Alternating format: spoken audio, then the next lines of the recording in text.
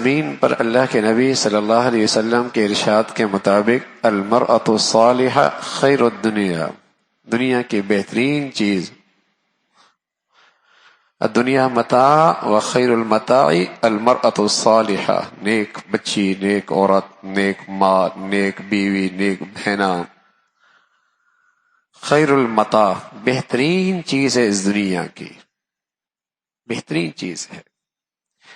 لیکن اللہ کے نبی صلی اللہ علیہ وسلم فرمانے لگے دنیا کے فتنے سے بچنا، عورتوں کے فتنے سے بچنا، جب یہ اپنے حدود سے تجاوز کرے دنیا بھی تباہی ہے اور عورت بھی معاشرے کے لیے بربادی ہے۔ حد ہے نا، ایک حد ہے، حدود ہیں۔ تو رسول اللہ صلی اللہ علیہ وسلم نے بتایا کہ ایک عورت تھی، پست قد تھا، اس کا قد چھوٹا تھا، لیکن وہ لوگوں میں نمایاں ہونا چاہتی تھی۔ تو وہ بڑی دو عورتیں میں جو بڑی مشہور تھی ان کے ساتھ چلا کرتی تھی، اور اس نے اپنی جوتے کے نیچے لکڑی کی ایڑی لگا رکھی تھی، اونچی لگے، لکڑی کی ایڑی اونچی لگے۔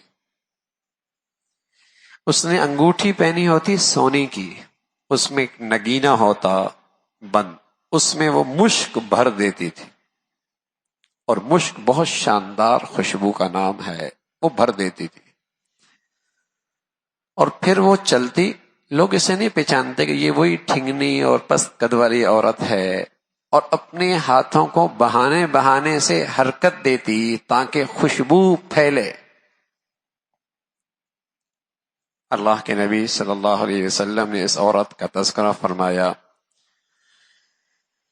کہ اس عورت نے چاہا کہ لوگوں کی توجہ لے لے، لوگوں کی توجہ لے لے، لوگوں کے دلوں پہ اثر انداز ہو، ان کے عقلوں پر غلبہ پالے، یہ اس نے ہیلے اختیار کیے۔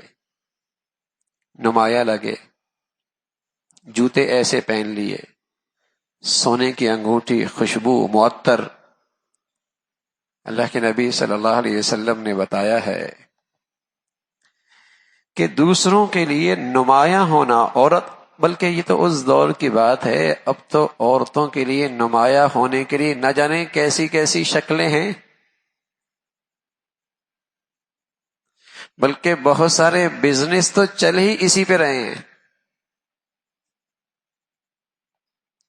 بہت سارے بزنس تو چل ہی اس پہ رہے ہیں، اس لیے کہ مغربی تہذیب جو انسانیت کی بربادی کا دوسرا نام ہے، جس میں ایک ہی کام ہے کہ مرد عورت کا فرق مٹا دو،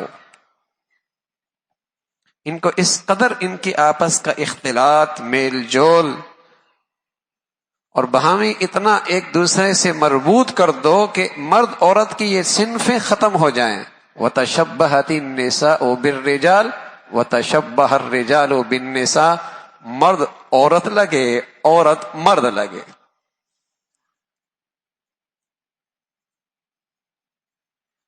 تو رسول اللہ صلی اللہ علیہ وسلم نے اس عورت کا تذکرہ کیا جو نمایاں ہونا چاہتی تھی۔ اب نمایاں ہونے کے کیا کیا انداز ہیں؟ بالوں کا انداز، بناؤ سنگھار کا انداز، لباس پوشاک کا انداز، چال کا انداز، یہ ساری شکلیں اختیار کی جاتی ہیں۔ ایک مرتبہ ابو ہریرہ فرمانے لگے رضی اللہ تعالیٰ عنہ، ایک عورت میرے پاس سے گزری خوشبو لگائی ہوئی، تو میں نے اس سے کہا یا امت الجبار، اے جبار کی باندی، یہ کیا کیا ہو تو نے؟ کہاں جا رہی ہو؟ کہنے لگی مسجد جا رہی ہوں۔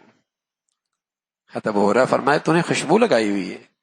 کہا نام، میں نے خوشبو لگائی ہے۔ ابو ہریرہ فرمانے لگے رسول اللہ صلی اللہ علیہ وسلم سے میں نے یہ کہتے سنا ہے جو عورت خوشبو لگائے اور پھر مسجد جائے اس کی نماز قبول نہیں ہونی جب تک کہ وہ نہا نہ لے، غسل نہ کر لے، یعنی جب تک اس خوشبو کا اثر زائل نہ کرے۔